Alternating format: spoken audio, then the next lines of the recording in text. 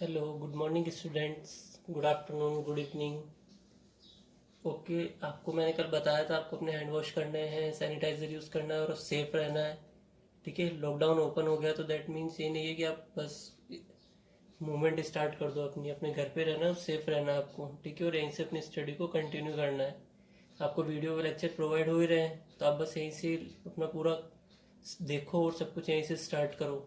Clear है ना? या नहीं बस हम इससे मिलने जा रहे हैं, अपने फ्रेंड्स के साथ जा रहे हैं, गेम्स खेलने जा रहे हैं, ऐसा नहीं करना अभी आपको। इस ईयर तो भूल जाओ, ना चिल्ड वाटर का ना आइसक्रीम का किसी भी चीज़ का यूज़ नहीं करना है आपको। ठीक है, आपकी सेफ्टी आपके हैंड में है बस। और ये वायरस इतना कोई हार्मफुल नहीं है, बट लेकिन हाँ, अगर आप थोड़ा सा भी अपने प्रिकॉशंस नहीं रखा तो आपके लिए हार्मफुल हो सकता है। क्लियर है? नाउ लास्ट हमने देखा था इलेक्ट्रिक फ्लक्स, उसी सीरीज में हम स्टार्ट करते हैं ना। This flow of liquid that is the quantity VDS is called flux. जो VDS है वो क्या है? अपने पास फ्लक्स है। तो V क्या हो गया अपने पास? V वॉल्यूम हो गया, DS क्या हो गया? एरिया हो गया। तो एक अपनी क्या बन जाएगी? फ्लक्स हो जाएगा। If there is some angle theta, हमने इसको थोड़ा सा टिल्ट कर दिया। जो ये फिगर है ना आपका, इसको मैं देखो यहाँ से जो लाइन आ रही है इलेक्ट्रिक फील्ड के लिए शो कर रही है। ठीक है, ई कोई इलेक्ट्रिक फील्ड की लाइन से। ठीक है, मैंने क्या करा, इसको थोड़ा सा टिल्ट कर दिया। टिल्ट करते इसके बीच में एंगल कितना बन गया? थीटा। ठीक है, if there is some angle theta between the velocity of liquid. ठीक है, velocity of liquid and surface area. Velocity of liquid मतलब लिक्विड यहाँ फ्लो हो रहा है आपका।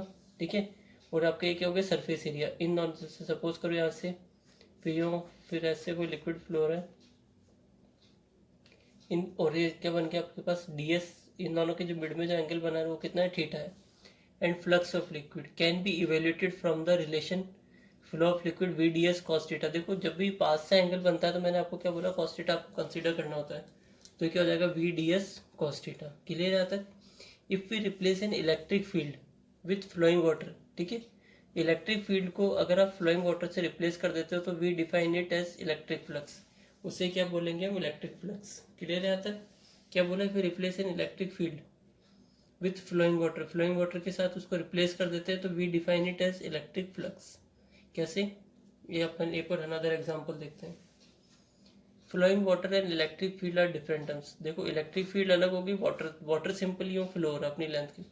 जब इलेक्ट्रिक फील्ड जब फ्लो होगी तो इसका मतलब क्या होगा? वहाँ पे आपने कोई ना कोई बैटरी से कनेक्ट कर रखा होगा, कोई चार्ज होगा आपके पास, कोई कंडक्टर डिवाइसेस होगी, ताकि तभी तो इलेक्ट्रिक फील्ड कब जनरेट होगी? जब आपने कोई ऑब्जेक्ट लिया होगा या वहाँ पे आपने बैटरी या ऐसा कुछ चीज़ पुट करी होगी, वो वहाँ पे क्या होगा? इलेक्ट्रिक फील्ड जनरेट हुआ होगा। The strength of electric field is directly proportional to a number of lines passing per unit area. कल हमने देखा था कि जो जितना क्लोज होता है ना, वो जो जितना क्लोज आएगा उतनी उसकी स्ट्रेंथ क्या होगी? पावरफुल होगी। ठीक है, जैसे अपन मानते हैं क्लोजर था ना, कि वो जितना क्लोज आएगा, कहाँ क्लोज आएगा? जहाँ आपकी इलेक्ट्रिक फील्ड लाइन्स की क्वांटिटी क्या होगी? ज़्यादा होगी, वहीं पे वो क्या होंगे? क्लोजर और स्ट्रॉन्ग पॉइंट होगा आपका। क्लियर है? जैसे अपने निडल वाला और मैग्नेट का एग्जांपल देखा था, जितना आप उसके पास में लाओगे तो उसका क्या होगा? आपको उसकी जो स्ट्रेंथ है वो क्या होगी? इंक्रीज हो जाएगी। तो हमने देखा था, अब if we away from magnet, ठीक है, और distance create magnet and needle, the attraction power is slow. That means the distance क्या होगा? डिस्टेंस इज क्या? डिस्टेंस की क्या होंगे? पावर जो होगी इन्वर्सली प्रोपोर्शनल हो जाएगी। That means if we reduce the distance the strength is strong, और if we increase the length the attraction is reduce. Clear है? The strength of electric field is directly proportional to number of line. अब electric field है, field ज़्यादा कब होगा आप बताओ? जब जितनी ज़्यादा लाइन्स होगी उतनी तो उसमें की क्या होगी? फील्ड स्ट्रॉन्ग होगा। ठीक है, जितनी ज़्यादा आपने इलेक्ट्रिक लाइन्स बनाई, जैसे एक मैंने मान लिया कोई ग्रुप ले लिया, ठीक है, जैसे ये पॉइंट है, ये कोई चार्ज है, ठीक है, प्लस क्यू या माइनस क्यू जो भी आपने, इसमें मैंने बहुत सारी infinite number of lines draw कर दी। ठीक है, तो इससे क्या होगा? अब मैंने क्या बोला? The strength of electric field is directly proportional to number of, जो इसकी स्ट्रेंथ है ना, वो डायरेक्टली प्रोपोर्शनल हो जाएगी नंबर ऑफ लाइन्स के। अब एक बात बताओ सिंपल सी, आपके पास ये प्लस क्यू चार्ज है, इसके पास 4 पिलर है, ठीक है, तो स्ट्रॉन्ग कौन सा होगा? 4 पिलर होगा, जिसपे फोर्सेज मोर देन 4 पिलर्स होंगे, मोर देन 4 पिलर्स वाला स्ट्रॉन्ग होगा ना। तो दैट मीन्स इसके पास नंबर ऑफ लाइन्स क्या है? लेस है। ठीक है। तो नंबर ऑफ लाइन लेस है तो इसकी स्ट्रेंथ भी क्या होगी, लेस होगी। अब इसके पास नंबर ऑफ लाइन्स के मोर देन है, ठीक है, इनफाइनाइट नंबर से, तो इसकी स्ट्रेंथ ज़्यादा होगी। जैसे सिंपल सी बात है, आप कोई 2 ग्रुप्स है, उनमें लड़ाई हो गई है, ठीक है, मूवी वाली बात नहीं कर रहे हैं आपको, तो एक हीरो ही काफ़ी होता है 10-9 विलेंस के लिए, वो नहीं। अपने सिंपल से मान लो ए एक ग्रुप है, बी एक ग्रुप है, ठीक है, ए एक ग्रुप हो गया और एक ग्रुप कौन सा हो गया, बी हो गया, क्लियर है। इसके पास 4 पर्सन है, इसके पास कितने हैं, 10 है, तो किसकी पावर ज़्यादा होगी, इसकी होगी ना, क्लियर है। तो जिसके पास नंबर ऑफ लाइन्स ज़्यादा इंक्रीज होगी, वो उसके पास ही क्या होगी, उसकी स्ट्रेंथ इंक्रीज हो जाएगी, क्लियर है यहाँ तक। Number line passing per unit area, एक पर यूनिट एरिया मतलब 1 मीटर स्क्वायर से कितनी लाइन पास होगी, ठीक है। इसमें एरिया की बात करेंगे कि इतने एरिया से, क्योंकि आपके क्या होगा, वायर होगा, वायर का कोई ना कोई एरिया होगा ना, तो उस एरिया से कितनी इलेक्ट्रिक लाइन्स पास हो गई है। Electric flux also signifies for determining the strength of electric field. Electric flux क्या करती है, also signifies that for determining the strength of electric field, ठीक है। इससे पहले आपने क्या देखा था, इलेक्ट्रिक फ्लक्स, इलेक्ट्रिक फील्ड किसके बताया था, लाइंस के। अब दूसरा क्या है, electric flux is also signifies for determining the, तो इलेक्ट्रिक फील्ड की आपको स्ट्रेंथ पता करनी है, ठीक है। If you want to find strength of electric field, तो 2 पॉइंट्स होते हैं। फर्स्ट कौन सा है, the strength of electric field directly proportional, एक तो बताता है आपका नंबर ऑफ लाइंस, ठीक है। सेकंड क्या बताता है, इलेक्ट्रिक फ्लक्स। इन दोनों से हम, इन दोनों क्वांटिटी से हम क्या कर सकते हैं, ये बता सकते हैं कि किस, इसकी स्ट्रेंथ कितनी है, ठीक है। इन केस आपके पास इलेक्ट्रिक फ्लक्स है, तो आप इलेक्ट्रिक फ्लक्स से भी इसकी स्ट्रेंथ बता सकते हो। आपके पास नंबर ऑफ लाइन है, तो आप नंबर ऑफ लाइन से भी इसकी स्ट्रेंथ बता सकते हो, क्लियर है। ऐसा यूनिट ऑफ इलेक्ट्रिक फ्लक्स कितना हो जाएगा, newton metre square coulomb inverse. अगर आप इसका फॉर्मूला बनाना चाहते हो तो क्या बनेगा, न्यूटन की यूनिट कितनी होती है, न्यूटन किसकी यूनिट होती है, फोर्स की, एफ आ गया। मीटर स्क्वायर आया तो मतलब एरिया की बात हो रही है, एरिया हमने कितना ले रखा है, डेल्टा एस, ये आपके पास एरिया हो गया। और नीचे चार्ज है कूलॉम, तो क्यू चार्ज आ रहा होगा, ठीक है। देखो यहाँ पे यूनिट क्या दे रखी, न्यूटन है ना, तो न्यूटन किसकी यूनिट होती है, फोर्स की। क्या है आपके पास, N M square coulomb inverse, ठीक है। मीटर स्क्वायर के लिए कितना आ जाएगा, एरिया डेल्टा एस, आप इसको ए भी कंसीडर कर सकते हो एरिया के लिए, ठीक है, क्लियर है। नीचे क्या जाएगा, क्यू, कुछ चार्ज हो जाएगा। Electric field is denoted by phi, ठीक है, पाई नहीं फाई। इलेक्ट्रिक फील्ड को हम किससे डिनोट करेंगे, phi, and is represented by phi, ठीक है, ई डेल्टा एस।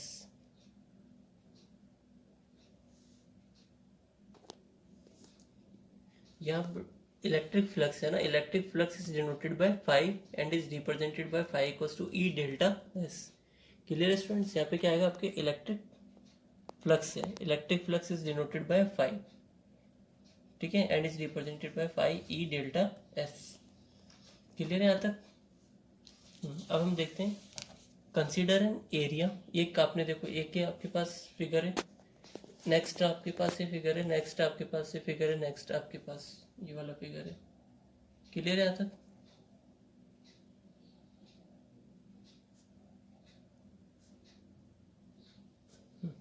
यहाँ से देखो ई इलेक्ट्रिक फील्ड्स पास हो रही है, यहाँ पे एरिया कितना है, डेल्टा एस।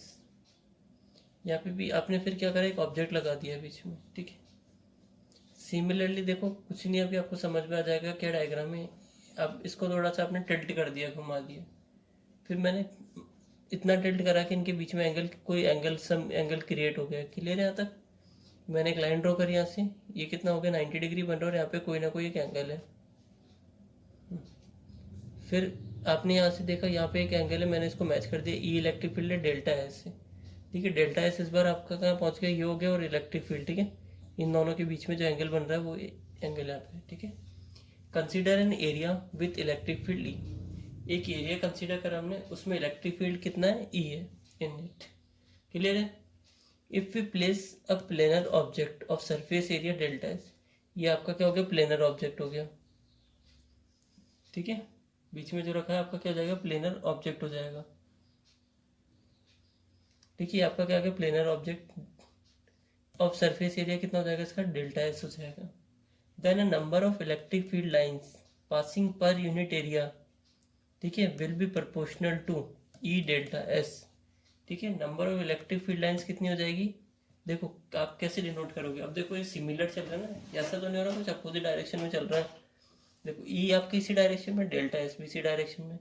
तो क्या बोला इसने, then a number of electric field lines passing per unit area will be proportional to E delta S. ठीक है, वहां क्या हुआ था आपके पास, फर्स्ट केस में हमने क्या देखा था, वीडीएस। नेक्स्ट हम किसकी बात कर रहे हैं, ईडीएस। देखो क्या बोला है, then a number of electric field lines. ठीक है, मैंने मान लिया लाइन को L, passing per unit area, एक यूनिट एरिया से, जैसे एक यूनिट एरिया का मतलब 1 centimetre square 1 metre square. Clear है, ये होता है आपका पर यूनिट एरिया। मतलब जैसे सपोज करो आपके पास ये कोई ऑब्जेक्ट है, ठीक है, इसका कुछ ना कुछ एरिया होगा। तो इस एक यूनिट एरिया से, इस मान लो इसका टोटल एरिया है 10 मीटर स्क्वायर। ठीक है, इसका कितना एरिया है, 10 मीटर स्क्वायर। मैंने क्या बोला है, पर यूनिट एरिया, मतलब इस इतने इतने पार्ट से, इस पार्ट से कितनी लाइंस पास हो गई। ठीक है, 1 2 3 4 इसके अंदर अंदर। क्लियर, तो वो क्या कहलाएगा आपका, एक इसके इनसाइड से।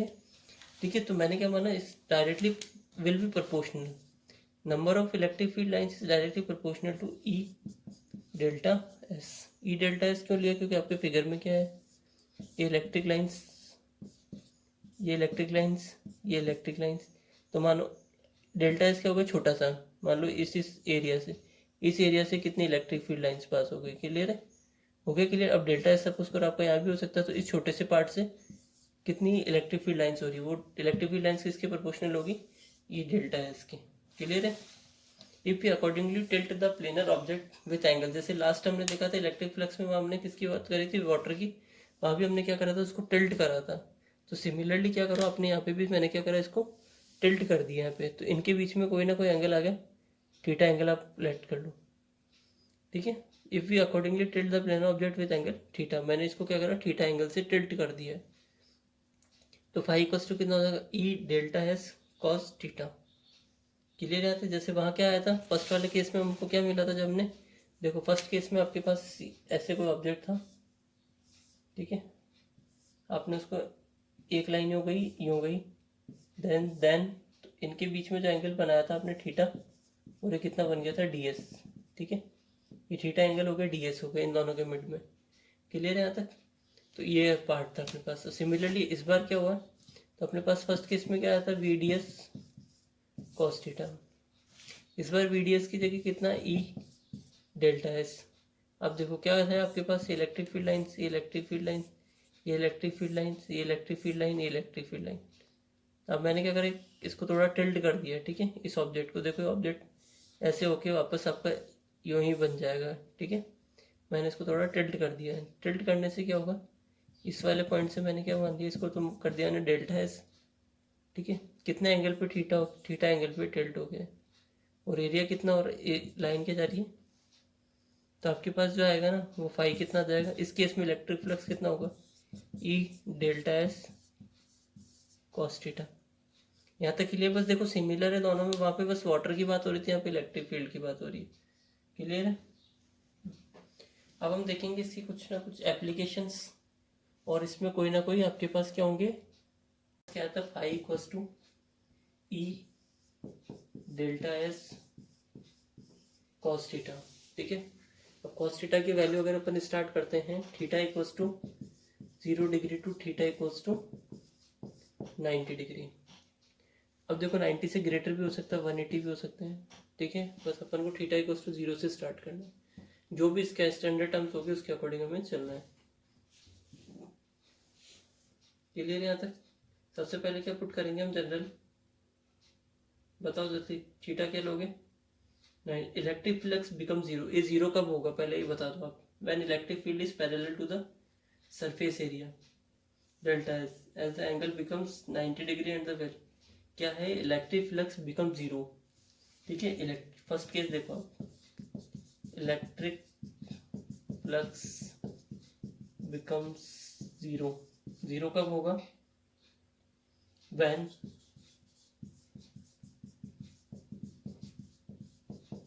electric field is when electric field is parallel to the surface area delta S. ठीक है, electric flux become zero when electric field is parallel to surface area. Electric field और दोनों क्या हो जाएंगी, पैरेलल हो जाएगी. क्लियर है. और एंगल बिकम्स 90 डिग्री. एंगल कितना बन जाएगा आपके पास, 90 डिग्री. तो देयरफॉर फाई इक्वल्स टू कितना होगा, ई डेल्टा एस कॉस 90. कॉस 90 पे क्या होता है, जीरो. तो फाई कितना आ गया, जीरो. समझ आ गया ना. Electric flux become zero. कब जीरो होगा, when electric field is parallel. Electric field parallel होगी आपकी सरफेस एरिया. सेकंड है electric flux become negative when electric field and vector is anti parallel. Second है आपके पास electric flux becomes negative when electric field and area vector are anti parallel. ठीक है, clear है. Electric flux becomes negative होगा when electric field, आपका electric field और area vector are anti parallel. दोनों क्या हो जाएंगे, anti parallel. In this case theta equals to कितना हो जाएगा, 180 डिग्री. ठीक है, when electric field and area vector are क्या हो जाएंगे, एंटी पैरेलल. अब आप पुट कर दो तो phi equals to E delta S cos 180 degree. Cos 180 पे इसकी वैल्यू होती है -1, ई डेल्टा एस -1. तो आपके पास आ जाएगा माइनस के ई डेल्टा एस. क्लियर है. फर्स्ट केस क्या देखा था, जब दोनों पैरेलल हो. सेकंड क्या है, एंटी पैरेलल. जैसे एंटी पैरेलल हो जाएंगे इनका क्या हो जाएगा, 180 डिग्री. ठीक है. नेक्स्ट है आपके पास पॉइंट है आपके पास 2 देख लिया हमने. थर्ड पॉइंट है आपके पास the direction of area vector means delta s is always out of the surface. Clear है यहाँ तक. The direction of area vector, area कौन सा अपने पास, डेल्टा एस था, is always out of the surface. Surface से हमेशा क्या होगा, आउट होगा. फोर्थ पॉइंट,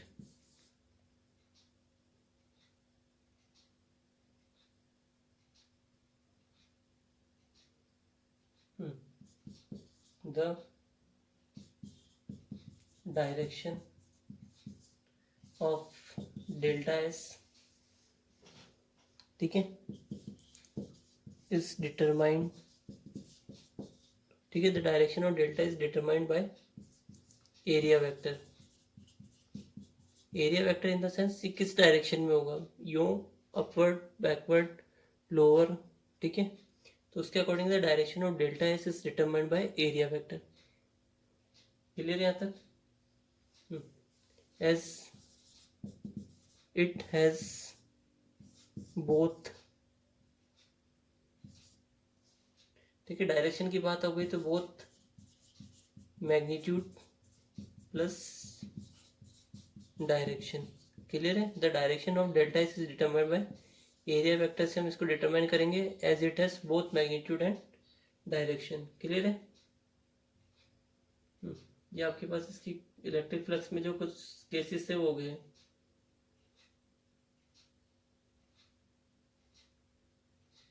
और सपोज करो अभी तो आपने सीधा स्ट्रेट देखा, आपको एक कर्व पार्ट आ गया तो उस केस में क्या करोगे.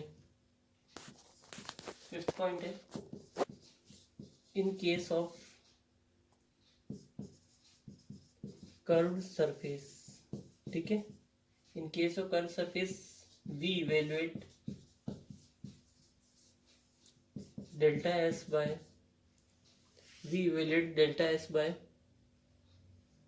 dividing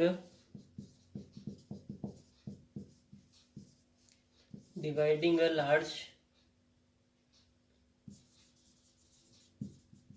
surface area into small segments and integrate with proper limits. Clear है? क्या था in case of curve surface आ गया था we evaluate delta S by dividing a large surface area into small segments में करेंगे। जैसे हम डिफरेंशिएट करते हैं ना, डिफरेंशिएट क्या होता है, स्मॉल पार्ट, तो उसको छोटे छोटे पार्ट में ऐसे, जैसे डेल्टा ऐसे, तो इसका छोटा कितना हो जाएगा ds, फिर ds, फिर ds, फिर d8, फिर ds, फिर इसका इंटीग्रेशन, फिर अनदर कोई छोटा पार्ट होगा ds, मान लो इसको ds1 ले लो, ds2, फिर इंटीग्रेट कर दो ds3। ऐसे छोटे छोटे पार्ट में करके हमें इसको क्या करना पड़ेगा, इंटीग्रेशन का मतलब होता है, देखो इंटीग्रेट का मतलब होता है सबको ऐड करना, टोटल करना एक तरह से, ठीक है, पूरा एरिया निकालना। क्लियर है यहाँ तक? अब इसके हम कुछ एप्लीकेशंस देखेंगे। नेक्स्ट है आपके पास एप्लीकेशन। देखो आप कुछ भी किसी भी टॉपिक पे पढ़ते हो तो उस टॉपिक का या उस मतलब फील्ड का कोई ना कोई यूज़ होता है, उसकी कोई, ठीक है, उसका कहीं ना कहीं तो यूज़ होगा ही। अगर जैसे आप बैटरी है, बैटरी का भी यूज़ होगा, ठीक है, आपके पास कोई गैल्वेनोमीटर तो गैल्वेनोमीटर का भी कोई यूज़ होगा। इसी तरीके से हर डिवाइस की कोई ना कोई एप्लीकेशंस होती है। क्लियर? तो हम देखेंगे applications of electric flux. Electric flux forms the basic foundation of electrostatics and has many application. Clear है? इलेक्ट्रिक फ्लक्स क्या है? Basic foundation of electrostatics. Electrostatics का सबसे basic foundation electric flux. First point है इसका,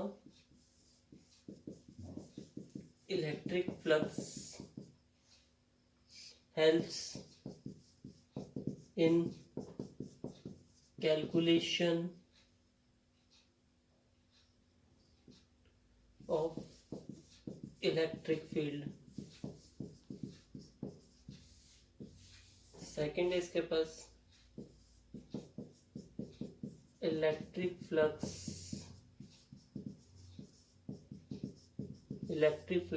simplifies evaluation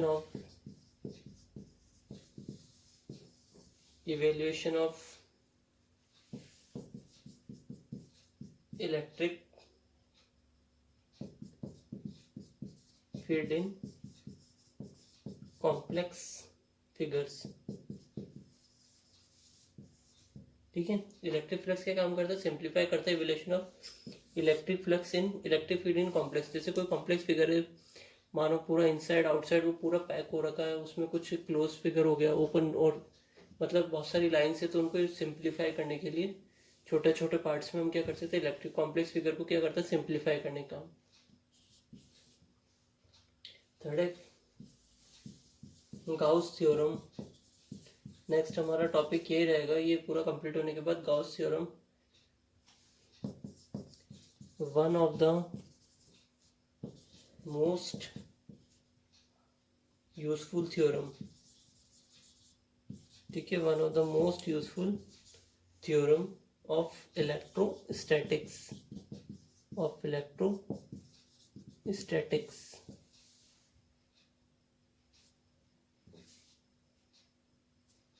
क्लियर है? अब आपने यहाँ पे इसकी एप्लीकेशन देखा है, ये आपका एक तरह से लगभग कंप्लीट हो गया।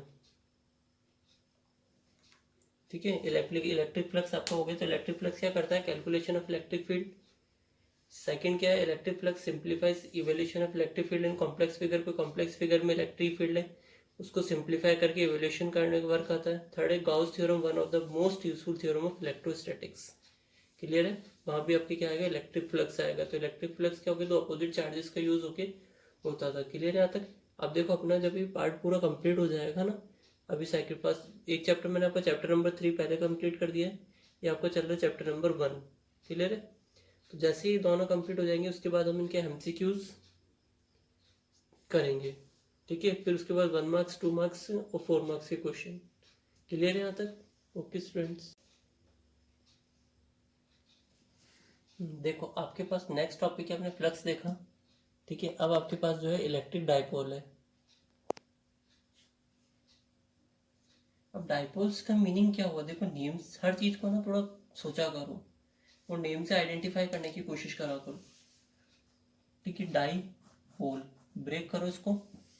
ठीक है, तो कितने पार्ट्स में डिवाइड हो रहा है यहाँ पे देखो, हर चीज को आपको समझा रखा है छोटे छोटे पार्ट्स में, उसको जब तक ब्रेक नहीं करोगे किसी भी चीज का मीनिंग आपको पता नहीं चलेगा। डाई पोल, ठीक है, इसको मैंने ब्रेक कर दिया। अब जैसे पोल क्या हो गए, ये आपका इक्वेटर हो गया, एक आपका नॉर्थ पोल हो गया और एक क्या हो गया, साउथ पोल हो गया। ठीक है, ये तो हम जनरली ज्योग्राफी या इन पार्ट्स में देखते हैं। अब हम इलेक्ट्रिसिटी में इनका क्या यूज होगा, जैसे मैग्नेट में भी नॉर्थ पोल और साउथ पोल कंसिडर कर लिया आपने। ठीक है, अब इलेक्ट्रिसिटी में डाईपोल का, डाई का मीन्स क्या हो गया, टू पार्ट्स में इसको ब्रेक कर दो आप। डाई का मीन्स क्या हो गया, टू, जिसके टू पोल्स हो। ठीक है, अब मैं आपको डायग्राम बता, ये आपका मान लो एक सेंटर पॉइंट है, एक इस डायरेक्शन में होगा, एक इस डायरेक्शन में होगा। ठीक है, सेंटर के इस साइड और इस साइड। आप नंबर सिस्टम में क्या पढ़ते हो, जब राइट हैंड साइड, ओरिजिन के राइट हैंड साइड चलते हो आप। ठीक है, अब इफ यू मूव टूवर्ड्स, ठीक है, या right from the origin, origin से राइट चलोगे तो क्या होगा, प्लस क्यू, और लेफ्ट फ्रॉम ओरिजिन क्या होगा, माइनस क्यू। क्लियर है यहाँ तक। यहाँ पे कोई ना कोई आपके पास क्या है, पी वेक्टर है। पोल के लिए मान लो इनके मिड की डिस्टेंस तो नहीं है, इनके मिड की डिस्टेंस क्या हो जाएगी, 2a। यहाँ तक क्लियर है, क्लियर है यहाँ तक कि भाई एक माइनस क्यू हो गया, एक प्लस क्यू हो गया, इन दोनों के मिड की डिस्टेंस कितनी होगी, 2a होगी। अब हम देखते हैं हमारे पास क्या होता है, इलेक्ट्रिक डाइपोल।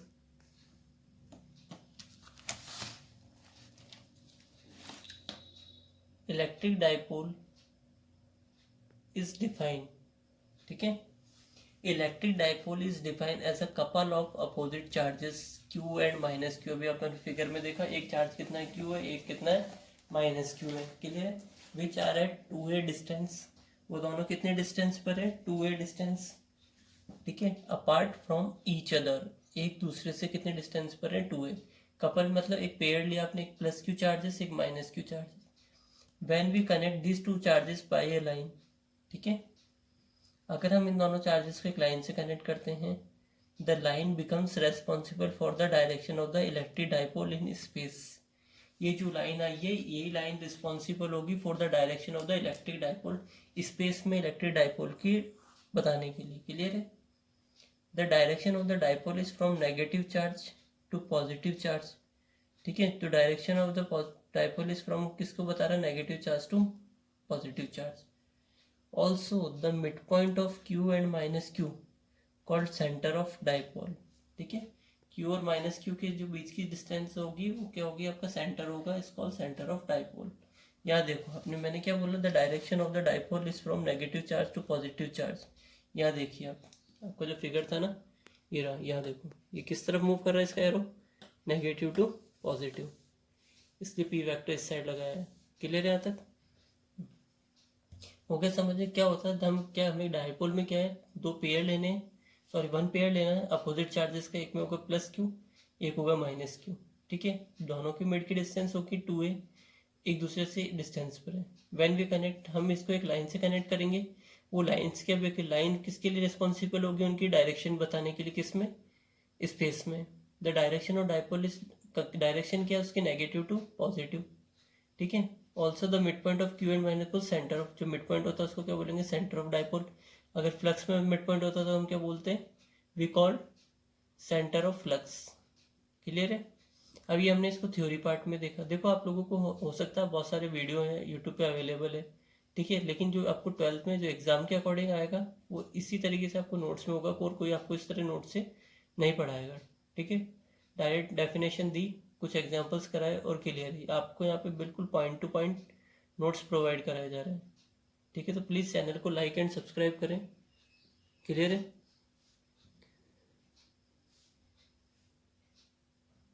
नेक्स्ट है आपके पास, mathematically electric dipole is denoted by symbol P vector. मैंने बोला ना पोल है तो पी से कनेक्ट कर दिया। ठीक है, mathematically electric dipole is denoted by symbol P vector and equals to, किसके इक्वल होगा, product of charge and distance d vector between them, ठीक है। The magnitude of d vector is कितना हो जाएगा 2a। चार्ज की कोई डायरेक्शन नहीं होती है तो पी वेक्टर इक्वल्स टू कितना हो गया q इंटू डी वेक्टर। वापस सुनना, mathematically electric dipole is denoted by p vector and equals to product of charge and distance d vector between them. अब आप बोलोगे सर डिस्टेंस तो स्केलर क्वांटिटी होती है, फिर आपने डिनोट क्यों करा? बट यहाँ पे क्या हो रहा है, एक पर्टिकुलर डायरेक्शन आई है यहाँ पे डिस्टेंस की, कि -q टू +q के मिड की डिस्टेंस है, इसलिए मैंने इसको वेक्टर से शो करा है, ठीक है। अदरवाइज हम डिस्टेंस के लिए वेक्टर शो नहीं करते। बट यहाँ पे क्या हो रहा है, negative to positive line draw करी हमने, तो एक पर्टिकुलर डायरेक्शन है ना, तो the magnitude of d vector कितना हो जाएगा 2a। तो p वेक्टर इक्वल्स टू कितना हो गया q into D vector. The magnitude of dipole will भी कितना हो जाएगा p इक्वल्स टू 2aq। इसमें आपने डी वेक्टर की वैल्यू पुट कर दी। The magnitude as in a dipole both charges are of opposite sign, ठीक है। हम डाइपोल की बात करेंगे तो बोथ चार्जेस कौन से होने चाहिए, opposite sign means +q -q। They will eventually cancel out, ठीक है। देखो एक पॉजिटिव एक नेगेटिव और क्लियर है आपको, ये तो आप 9th-10th क्लास से पढ़ के आ रहे हो, एक दूसरे कैंसिल करेंगे। That is net charge on the electric dipole is 0, ठीक है। तो जो नेट चार्ज कितना होना चाहिए इलेक्ट्रिक डाइपोल पे होना चाहिए 0। But since there is the distance between the, हमने क्या कंसिडर करा, उनके मिड में कोई डिस्टेंस है, the electric field will not be 0। देखो डिस्टेंस होगी तो प्लस से भी कोई ना कोई लाइन्स निकलेगी, माइनस से भी कोई ना कोई लाइन पास होगी, क्लियर है यहाँ तक। But since there is the distance between them, उनके बीच में कोई ना कोई डिस्टेंस है, the electric field will not be 0, तो इलेक्ट्रिक फील्ड होगा वो 0 नहीं होगा, क्लियर है। And yield some electric field, ठीक है, और उसमें कोई ना कोई इलेक्ट्रिक फील्ड तो होगा ही होगा, बिकॉज जहाँ डिस्टेंस होती है तो आपको पता चल जाएगा +q से लाइन्स निकलेगी वो आउटवर्ड्स निकलेगी, -q से क्या होगी इनवर्ड्स होगी। इफ देयर इज 2 और 3 लाइन्स पास, ठीक है, then there is a electric field. अगर वहाँ पे 2 और 3 लाइन्स भी पास हो गई है तो इलेक्ट्रिक फील्ड होगा, ठीक है, क्योंकि हमने क्या बोला इनके बीच में डिस्टेंस है। इलेक्ट्रिक फील्ड तो 0 हो ही नहीं सकता है, अगर डिस्टेंस नहीं होती है तो हम कहेंगे 0 होगा, क्योंकि आपने इन दोनों को क्या रखा है 2a डिस्टेंस पे रखा है, ठीक है। यहाँ देखो आप, हमने क्या बोला, -q पे क्या होता है, इलेक्ट्रिक फील्ड लाइन्स का होगी इनवर्स आएगी, तो जब इनके बीच में कोई ना कोई डिस्टेंस है तो इतनी दूर पे तो इलेक्ट्रिक फील्ड तो जनरेट करेंगे ना, क्लियर है यहाँ तक। ये आपका इलेक्ट्रिक डाइपोल कंप्लीट हो गया है। Okay students, take care yourself और प्लीज़ रीड करिए इनको अच्छे से।